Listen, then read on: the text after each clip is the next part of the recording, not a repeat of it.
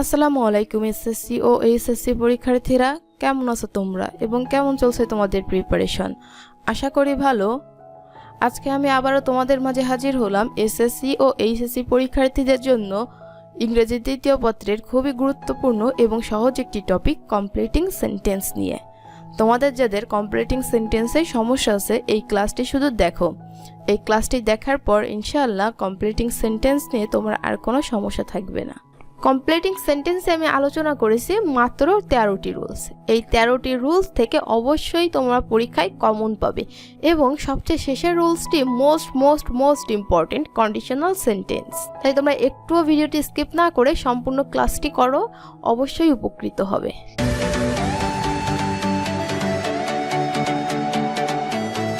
তো completing sentence SSC পরীক্ষায় আসে 7 নাম্বার কোশ্চেনে এবং এখানে সেন্টেন্স থাকে 5টিরই কমপ্লিটিং সেন্টেন্স করতে হয় এবং এইচএসসি পরীক্ষার ক্ষেত্রে কমপ্লিটিং সেন্টেন্স আসে 3 নাম্বার কোশ্চেনে।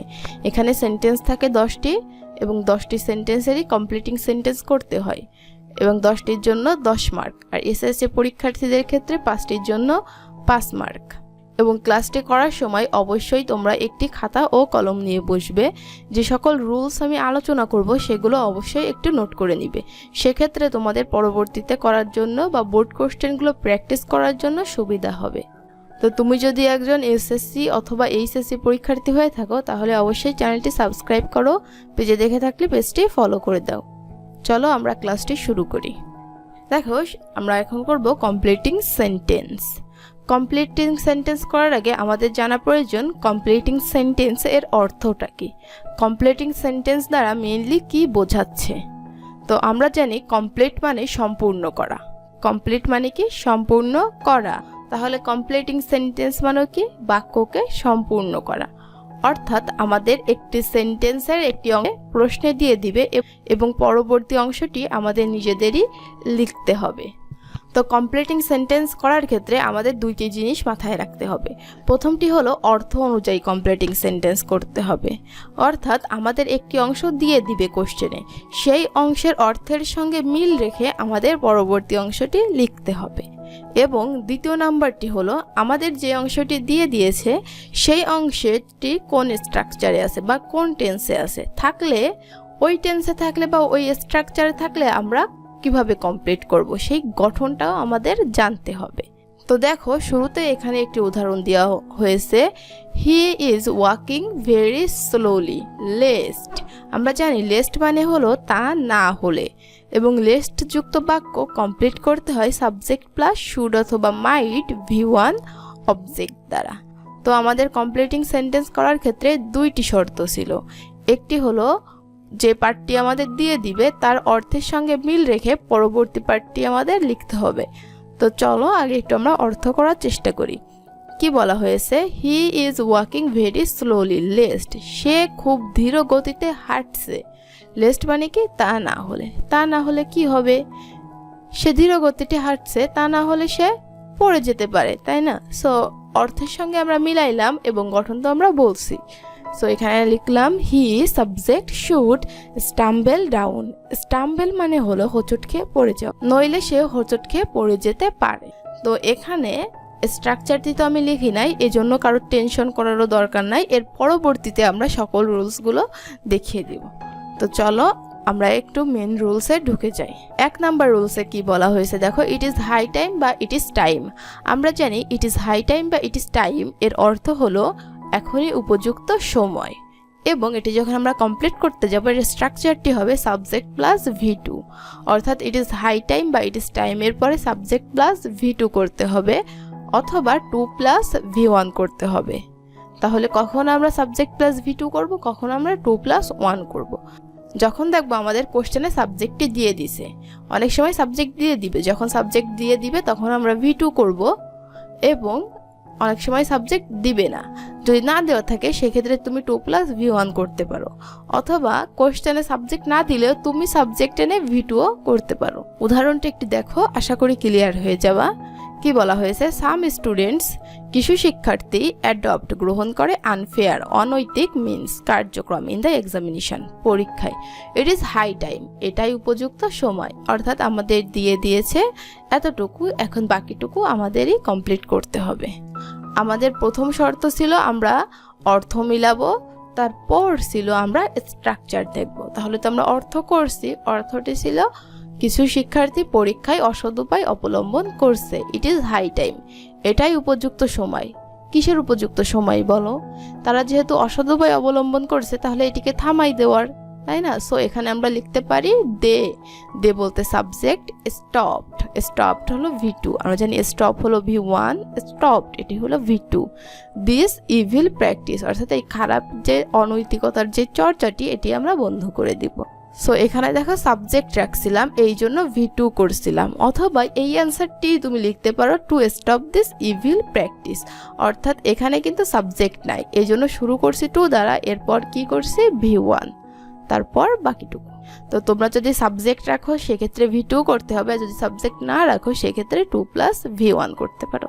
আশা করি বুঝতে পেরেছো। এর পরবর্তী রুলসটাই দেখো কি বলা হয়েছে, অ্যাজ ইফ বা অ্যাজ দো। আমরা জানি অ্যাজ ইফ বা অ্যাজ দো এর অর্থ হলো যেন, এবং এর স্ট্রাকচারটি হলো প্রথম অংশ যদি সাবজেক্ট প্লাস V1 বা ভার্বের সঙ্গে এস বা ইয়েস থাকে এবং মাঝে যদি অ্যাজ ইফ বা অ্যাজ দো থাকে সেক্ষেত্রে পরবর্তী অংশটি হবে সাবজেক্ট প্লাস V2, অর্থাৎ প্রথম অংশ প্রেজেন্ট ইনডিফিনাইট হলে পরবর্তী অংশ হবে পাস্ট ইনডিফিনাইট, এবং প্রথম অংশটি যদি সাবজেক্ট প্লাস V2 হয় এবং মাঝে যদি অ্যাজ ইফ বা অ্যাজ দো থাকে তাহলে পরবর্তী অংশটি হবে subject plus had plus V3, অর্থাৎ প্রথম অংশটি যদি পাস্ট ইনডিফিনাইট হয় পরবর্তী অংশটি হবে পাস্ট পারফেক্ট। চলো আমরা একটু উদাহরণগুলো দেখে নিই। কি বলা হয়েছে, সে টেলস বলল দ্য ম্যাটার এই বিষয়টি, অ্যাজ ইফ যেন। তাহলে এখানে খেয়াল করো, দেখো এখানে ভার্ব হলো টেল, ভার্বের সঙ্গে কি আছে, এস আছে, তার মানে প্রেজেন্ট ইনডিফিনাইট হয়েছে। আমরা জানি প্রেজেন্ট ইনডিফিনাইট হলে কি করব, পরবর্তী অংশ পাস্ট ইনডিফিনাইটে করব। সো আগে অর্থ মিলাই, তাহলে আমরা কি বলা হয়েছে, he tells the matter as if, সে বিষয়টি এমনভাবে বলল যেন। যেন কি হতে পারে, তোমরা অর্থ করে যেটি মিলাবে, প্রাসঙ্গিক তোমরা যে অর্থটি মিলাবে তোমরা সেটি স্ট্রাকচার অনুযায়ী লিখে দিতে পারো, অবশ্যই মার্কস পাবে। আমি এই যে এটা লিখেছি তার মানে তোমাকে যে এটা লিখতে হবে এমন কোনো কথা নাই। আমার কাছে এটি প্রাসঙ্গিক মনে হয়েছে এই জন্য আমি এটা লিখছি, তোমার কাছে যেটা মনে হবে যে না এর সঙ্গে যুক্তিযুক্ত বিষয়টি অর্থ মিলতেছে সেক্ষেত্রে তুমি সেই অর্থটি রেখে স্ট্রাকচার অনুযায়ী লিখতে পারো। এখানে ছিল সে বিষয়টি এমনভাবে বলল যেন, যেন কি হতে পারে, সে এটি জানে, তাই না? সো আমরা জানি জানার ইংরেজি কি, জানার ইংরেজি হলো নো, এবং আমাদের কি করতে হবে, V2 করতে হবে। আমরা জানি নো, নিউ, নোন, অর্থাৎ নো এর V2 হলো নিউ, এই জন্য লিখলাম সে সাবজেক্ট, নিউ V2 ইড।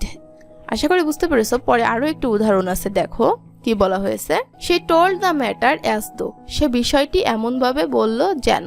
দেখো একদম সিমিলার উদাহরণ, শুধুমাত্র কোথায় চেঞ্জ হয়েছে, এখানে ছিল ভার্বের সঙ্গে এস অর্থাৎ প্রেজেন্ট ইনডিফিনাইটে। আমরা জানি টেল হলো V1, এর V2 হলো টোল্ড, অর্থাৎ এখানে হয়ে গেছে V2। তাহলে আমরা জানি যদি প্রথম অংশে V2 থাকে পরবর্তী অংশ আমরা করব হ্যাড প্লাস V3। তাহলে একটু অর্থ মিলাই, অর্থ ছিল সে বিষয়টি এমনভাবে বলল যেন, একই রকমভাবে লিখি সেটি আগের থেকেই জানতো। তাহলে আমাদের এখানে স্ট্রাকচারটি হবে subject plus had plus V3।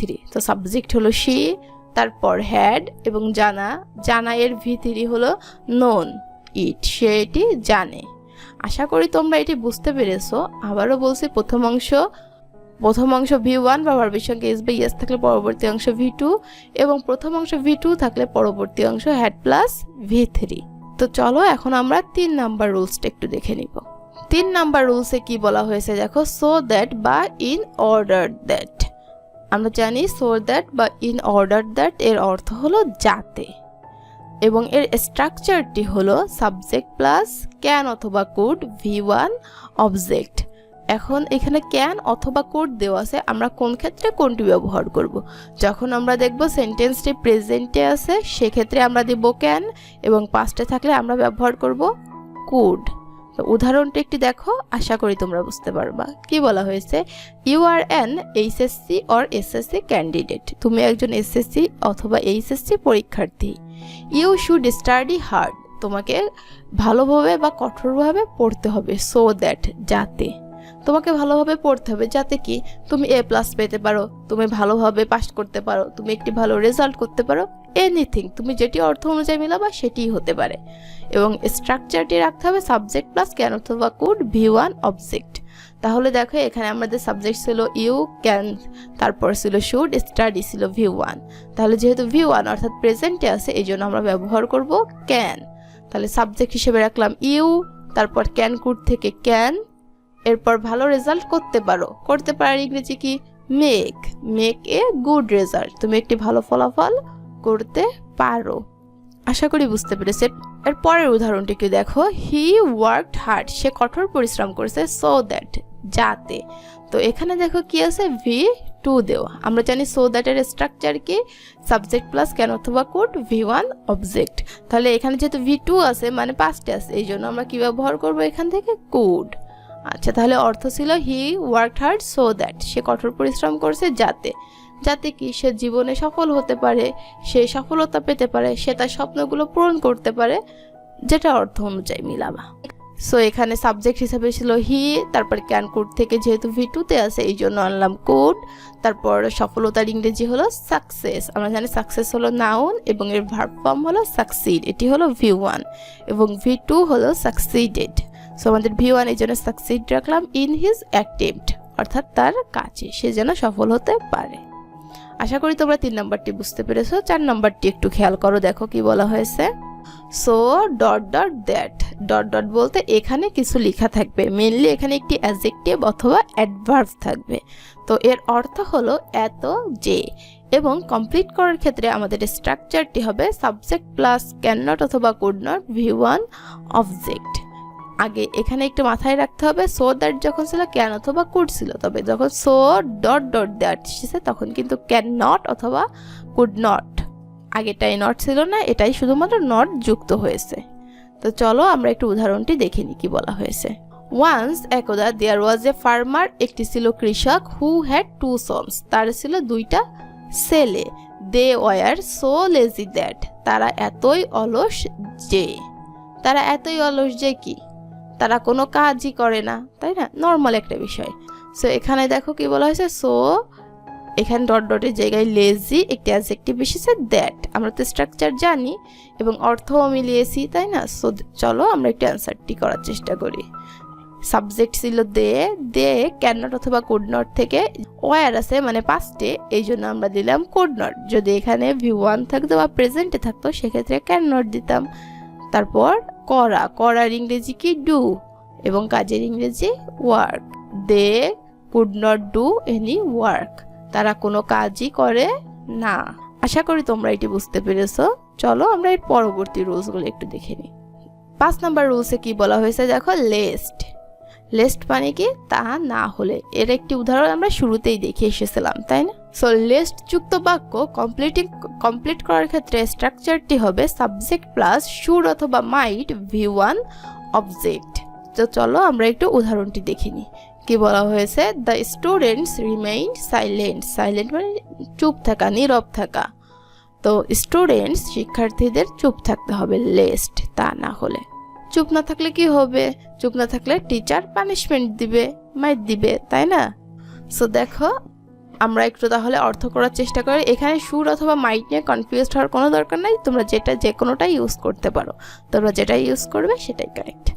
So এখানে আমাদের সেন্টেন্সটি ছিল the students remain silent lest, শিক্ষার্থীদের চুপ থাকতে হবে তা না হলে। তা না হলে কি তারা তাদের শিক্ষকের দ্বারা পানিশমেন্ট পাবে। সেক্ষেত্রে আমরা সাবজেক্ট রাখলাম দে, তারপর শুড অথবা মাইট থেকে শুড V1 পানিশড, পানিশড এটি হলো V3-তে আছে, অর্থাৎ এটি প্যাসিভ ভয়েসে গেছে, এই জন্য পানিশড বাই দেয়ার টিচার, তারা তাদের শিক্ষকের দ্বারা শাস্তি পাবে। তো আশা করি এটিও বুঝতে পেরেছো। চলো আমরা এর পরের রুলসটি একটু দেখি। 6 নম্বরে কি বলা হয়েছে দেখো, with a view two. With a view two মানে এক নজরে, look forward to, look forward to মানে কোনো কিছু দেখা, উড ইউ মাইন্ড কিছু মনে না করলে, ডিপেন্ড ওয়ান নির্ভর করা, থিঙ্ক অ্যাবাউট গভীরভাবে চিন্তা করা, ক্যান নট হেল্প বা কুড নট হেল্প এর মানে হলো না করে থাকতে পারা যায় না এমন, অ্যাডিক্টেড টু মানে আসক্ত, গেট থ্রু অনুমোদন করা।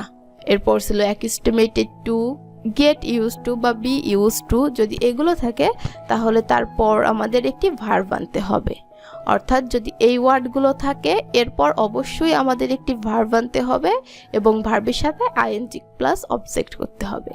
যে ভার্বটি আনবো তার সঙ্গে আইএনজি থাকবে এবং অবজেক্ট করতে হবে।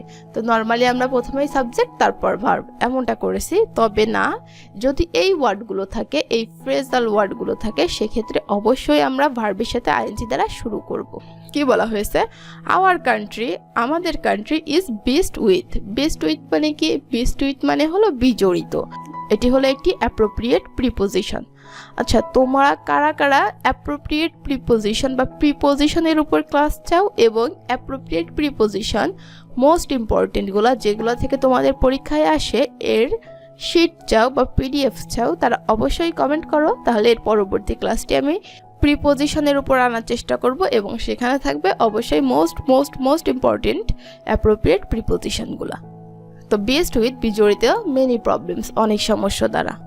We all should come forward with a view to আমাদের প্রত্যেকেরই এগিয়ে আসা উচিত। কেন এগিয়ে আসা উচিত? অবশ্যই ওই সমস্যাগুলোকে সমাধান করার জন্য। তাহলে আমাদের কি করতে হবে? প্রথমেই এইগুলোর পরে ভার্বের সাথে আইএনজি প্লাস অবজেক্ট করতে হবে। তাহলে সমাধান করার ইংরেজি কি? সলভ।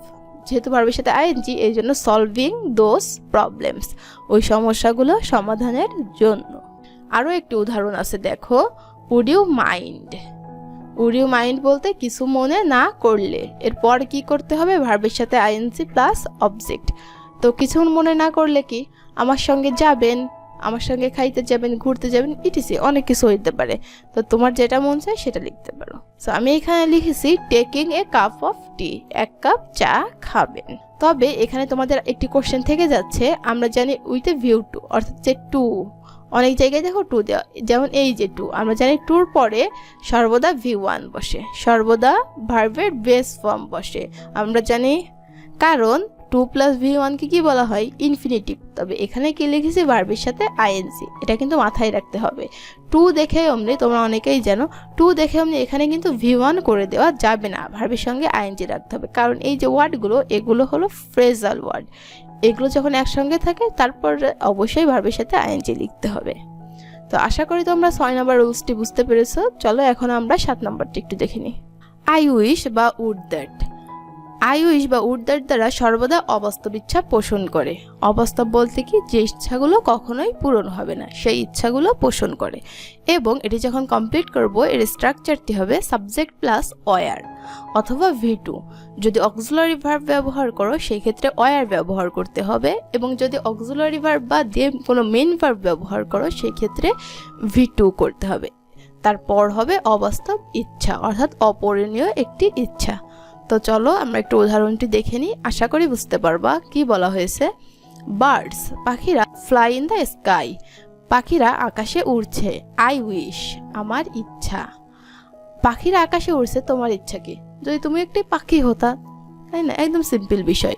তো এখানে আই উইশ বা উড দ্যাট, যেহেতু আই উইশ ছিল এখানে আমরা অর্থ করছি আমি একটি পাখি হতাম, এই জন্য সাবজেক্ট হিসেবে আই, অক্সিলারি ভার্ব হিসেবে আমরা ওয়ার ব্যবহার করছি এ বার্ড। পাখি হতাম, পাখি হওয়া কখনো যায়? এটা তো অবাস্তব ইচ্ছা, কখনোই পূরণ হবে না।